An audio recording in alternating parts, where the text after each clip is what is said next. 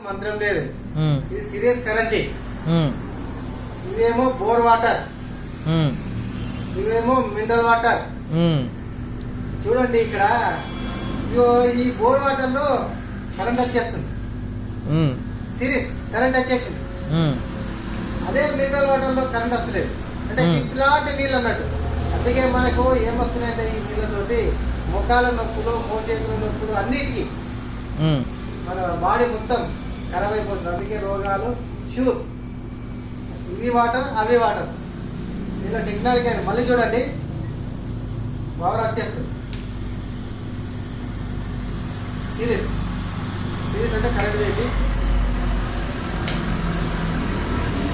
Series series సిరీస్లో current వచ్చేసింది.